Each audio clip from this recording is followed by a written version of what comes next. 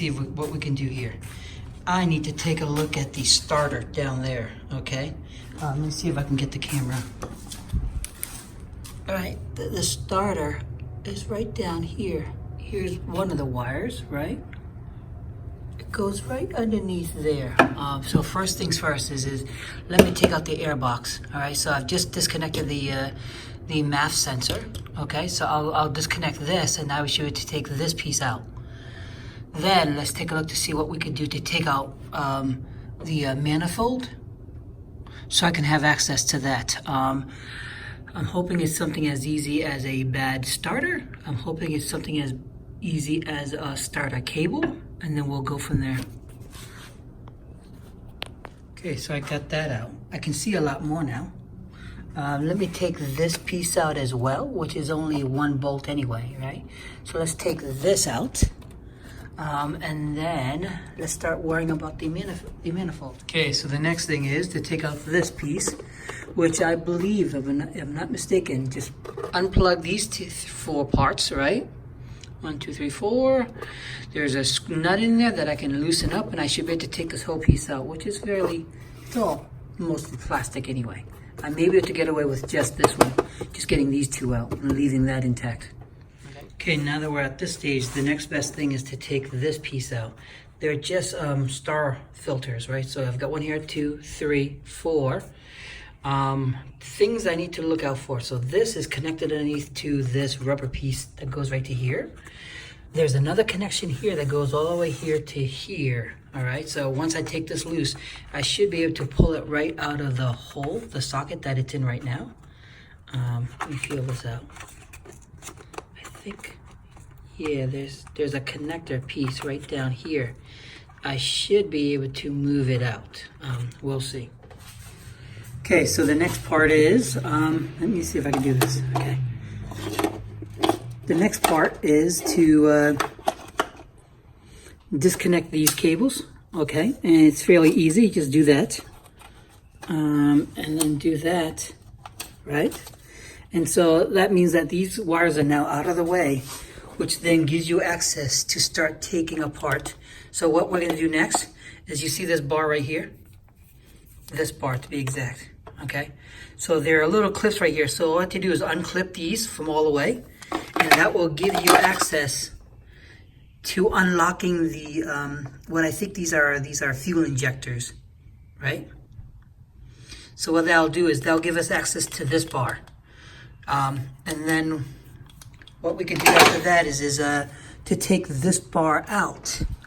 Well, once we get these disconnected, I'll video again to take this bar out, which will give us access to the manifold screws. If you take a look here, you'll see that there are a whole, let's see. So you see that there's one screw there, right? But if you keep looking, there's a few all the way. So there's 1, 2, 2, you get the idea. That will unhook the manifold from the top. I still would have to worry about disconnecting the stuff down here, because as you can see, this is connecting in, right?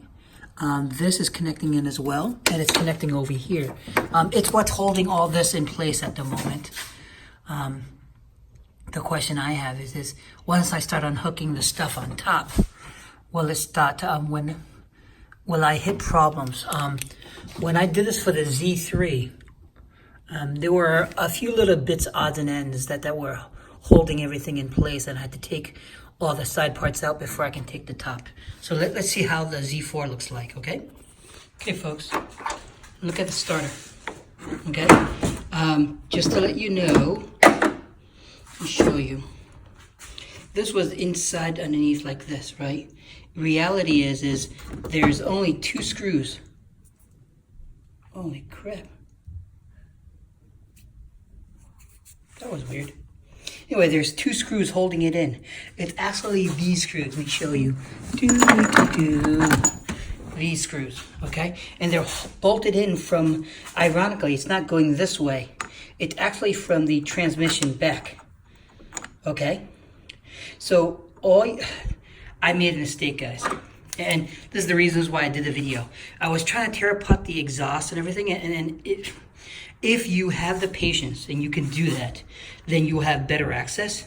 But in reality, you really don't need to. So what I did was I removed the 2 bolts from here, okay?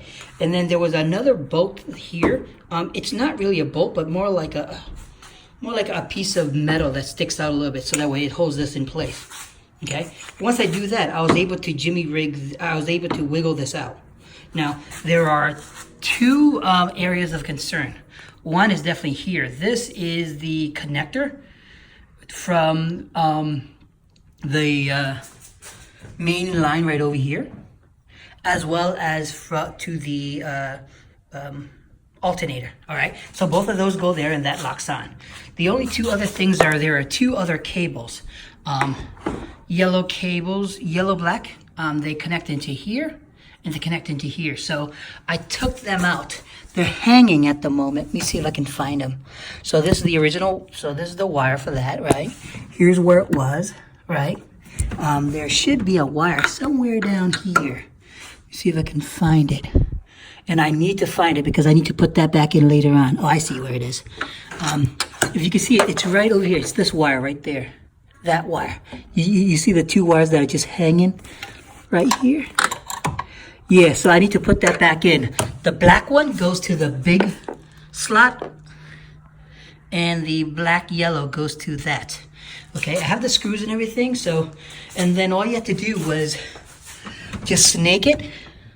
So what I did was I snaked it from over here, on up and out. By doing that, I've got access to the starter, and I need a few more days before a new starter comes in.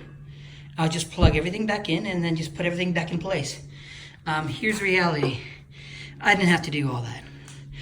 It was nice to take out the intake filter, right? And a few little pipes here. Reason being is because it allows me hand access and view access to take a look in there. Okay? So you could do it the long way, which is perfectly fine. Or you could do it my way, which is don't bother even taking any of those out and just go straight from here, and just life is easier that way. All right? So hopefully I can smell the burnt smell on the starter, so I'm hoping that is my problem why it doesn't start. Let me plug that back in, and then let's see what's going on. Worst case, I can then start taking out and replacing the 2 cables, and then eventually possibly even taking out the other cable. But I don't think that's necessary. I took a look at the lines and they all look good. So I'm pretty 70% confident it's the starter, because it looks like crap and it smells like crap. All right?